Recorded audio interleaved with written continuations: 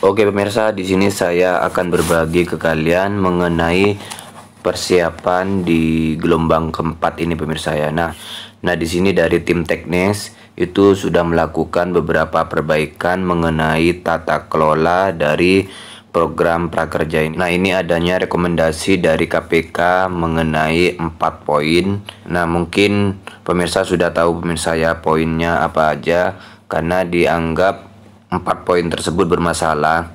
Nah mungkin buat kalian yang belum tahu poin apa saja, yang pertama yaitu masalah proses pendaftaran peserta. Nah di sini yang mana dianggap belum optimalnya PMO melakukan penggunaan data waitlist 1,7 juta orang yang terdampak COVID di dalam prakerja ini pemirsa ya. Jadi KPK meminta 1,7 juta orang ini nanti dimasukkan di gelombang keempat dan gelombang-gelombang berikutnya pemirsa ya, di dalam kartu prakerja ini. Kemudian yang kedua masalah platform digital, yaitu adanya kekosongan hukum dalam pemilihan dan penetapan mitra yang menggunakan dan menunjukkan platform digital tersebut pemirsa ya. Nah, adanya kepentingan antara platform digital dan lembaga pelatihan. Nah, kemudian yang ketiga masalah konten pelatihan pemirsa ya. Banyaknya kemiripan konten tersebut atau pelatihan tersebut di YouTube. Kemudian yang keempat masalah pelaksanaan program prakerja, yaitu berpotensi fiktif, tidak efektif dan merugikan keuangan negara. Nah dari 4 poin yang direkomendasikan oleh KPK ini pemirsa ya, jadi di sini sudah dilakukan tindak lanjut oleh tim teknis, yaitu yang pertama mengenai pendaftaran peserta prakerja pemirsa ya. Jadi di sini nanti untuk para pekerja akan diluaskan lagi pemirsa ya. Jadi pendaftarannya bukan hanya korban PHK, jadi di sini nanti juga untuk ke para wirausahawan pemirsa ya. Juga untuk proses pelaksanaannya nanti pendaftarannya juga bisa melalui kementerian atau lembaga, tapi itu untuk keadaan tertentu pemirsa ya, agar masyarakat yang misalnya tinggal di daerah terbatas dengan komunikasi itu bisa juga mendapatkan kesempatan yang sama untuk mengakses program kartu prakerja ini pemirsa ya.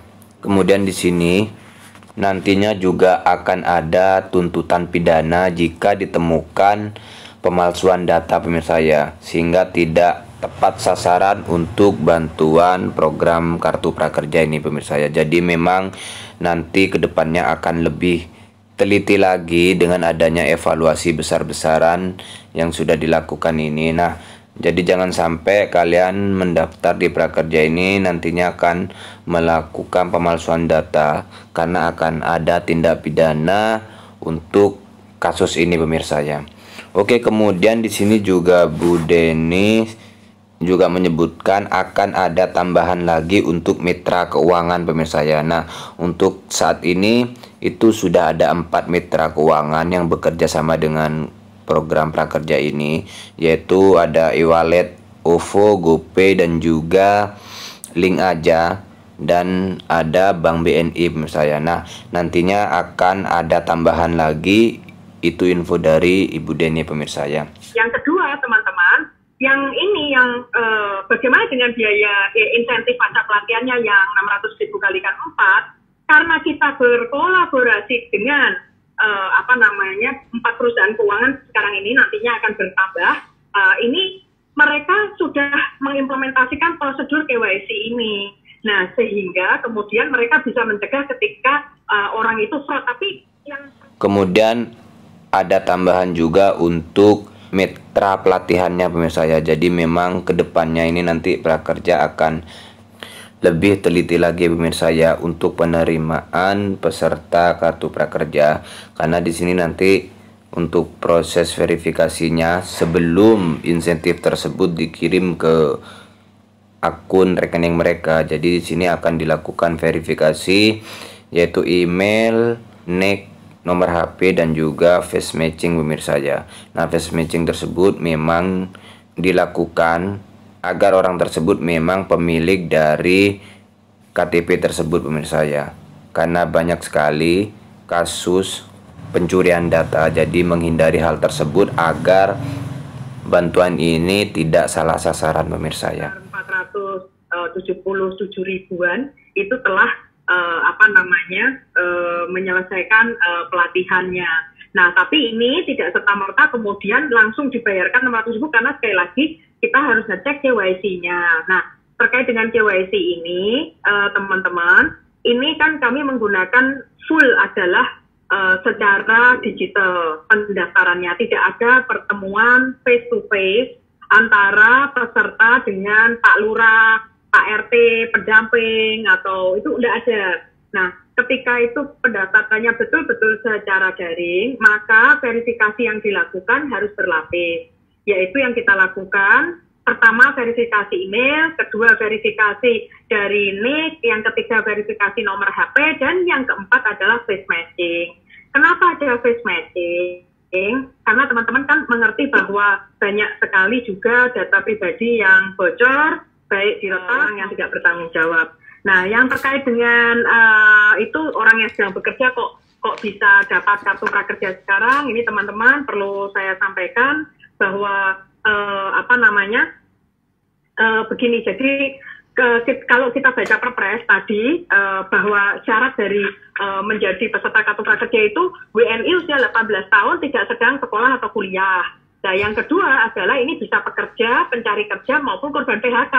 Nah, pekerjanya kan ada di situ. Nah, jadi orang itu kemudian mendaftar karena ini sebenarnya terbuka buat siapapun. Namun ini kan agak nggak pantas gitu loh. Kalau orang-orang yang tidak terdampak COVID, dia tetap aja dapat gaji bulanan, dan kita sudah mengajak supaya mendahulukan mereka yang terdampak, tapi daftar gitu. Misalnya saja ya yang sekarang mau diatur itu misalnya saja adalah PNS. Misalnya mestinya PNS jangan dong, ngalah dulu lah untuk mereka yang... Silakan Pak Rudi.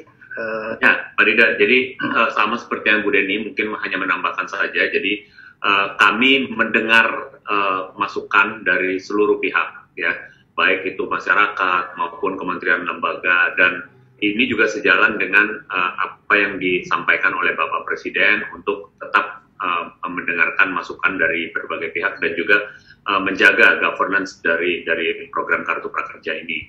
Oleh sebab itu, kami juga secara sungguh-sungguh memperbaiki tata kelola dari program Kartu Prakerja ini, sehingga ke depannya program ini yang tadi disampaikan Bu Deni memang masih sangat muda gitu ya, bisa nantinya berjalan secara baik dan lancar dan juga akuntabel, sehingga nantinya betul-betul ini memberikan manfaat yang seluas-luasnya, bukan hanya kepada masyarakat yang ingin nantinya masuk ke dalam dunia kerja, namun juga masyarakat yang ingin berwirausaha dengan menggunakan fasilitas program Kartu Prakerja. Jadi mohon dimaklumi saja bahwa dalam pelaksanaan batch ketiga ini banyak hal yang memang dianggap masyarakat masih tidak sesuai dengan peruntukannya, namun karena ini betul-betul dilakukan untuk mendorong atau menjadi instrumen bantuan sosial, sehingga masyarakat melihat bahwa tanpa pelatihan pun sebenarnya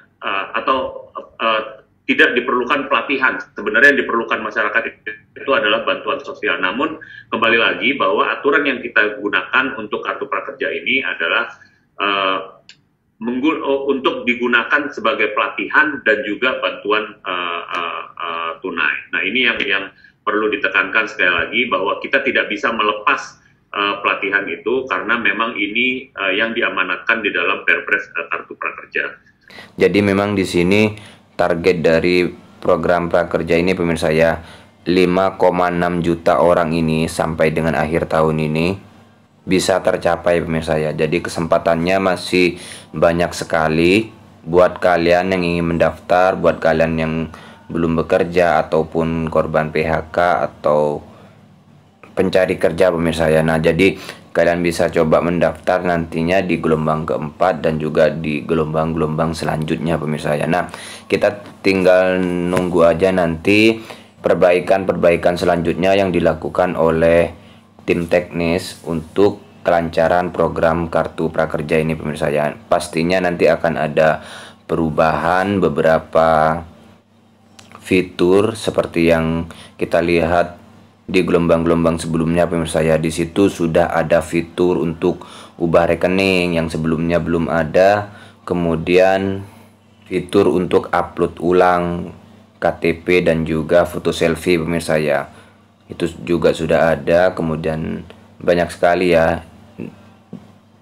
Jadi sambil berjalannya nanti gelombang keempat dan juga gelombang berikutnya, kita bisa melihat perubahan-perubahan fitur yang ada nantinya pemirsa ya. Oke,